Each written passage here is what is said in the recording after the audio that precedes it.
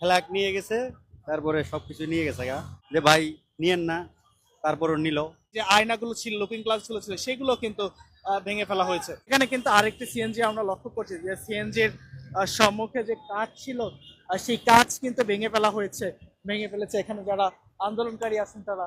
শুধুমাত্র জরুরি ভিত্তিতে যে সিএনজি গুলো আছে, অর্থাৎ রোগী, সেই সিএনজি গুলো বাদ দিয়ে তবুও কিন্তু অনেক আর ড্রাইভার কিন্তু এখানে চেষ্টা করছেন যাতে করে সিএনজি গুলোকে অন্যান্য সিএনজি গুলো আটকে দিতে। আবার সামনেই দেখতে পাচ্ছেন একটি সিএনজি কিন্তু ঠেলে আনা হচ্ছে ভিতরে, কিন্তু যাত্রীরা আছেন এবং সেই সিএনজি কে কিন্তু ঠেলে নিয়ে আসা হচ্ছে।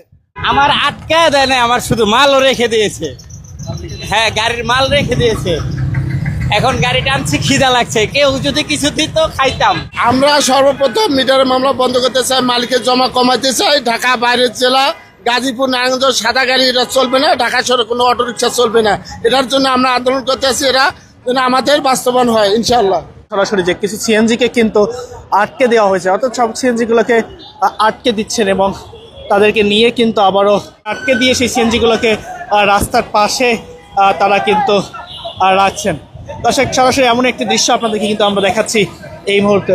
হাতাহাতির যে দৃশ্য, সেটিও কিন্তু আমরা এই মুহূর্তে এখানে লক্ষ্য করছি। দর্শক, সরাসরি দেখতে পাচ্ছেন এই মুহূর্তে একজন সিএনজি চালককে, তিনি কিন্তু যাচ্ছেন না, তাকে কিন্তু আটকে দেওয়া হচ্ছে। তারপরে কিন্তু তাদের মধ্যে যে বাকবিতণ্ডা, সেটি কিন্তু এখানে ঘটছে। দর্শক,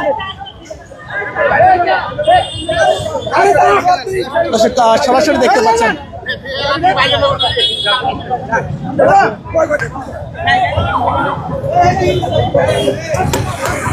এই মতে অর্থাৎ বিআরটিএ ভবনের ঠিক সামনে কিন্তু তারা অবস্থান করছেন এবং যে সিএনজি চালাচ্ছে সেগুলো কিন্তু তারা এখান থেকে কিন্তু তারা সেইগুলো কিন্তু খুলে রাখছেন। অর্থাৎ আমরা লক্ষ্য করছি যে সিএনজি চালকগুলো রয়েছে, তারা কিন্তু সিএনজি গুলো থেকে সেই জিনিস, অর্থাৎ পিছনে চলার জন্য যে ইনস্ট্রুমেন্ট, সেই ইনস্ট্রুমেন্টগুলো খুলে দিচ্ছেন। সিএনজিকে দেখছি যে সিএনজিকে কিন্তু এখান থেকে সরিয়ে নেওয়া হচ্ছে। দর্শক,